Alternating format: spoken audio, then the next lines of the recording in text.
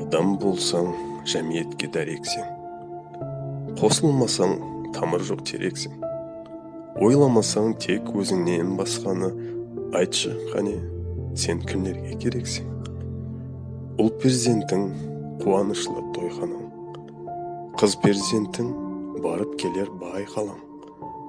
Жақсы перзент өміріңнің қуаты. Қартайсаң да жасартады қайтадан. Егін тәрбиясы бастан болады. Адамға тәрбия жастан қонады. Қараусыз егіннен зүрият күтпе. Әдепсізлік жанға дұшпан болады. Екі құлағың бар екі жағыңда. Маңлайдағы көзіңде, жұптағы да.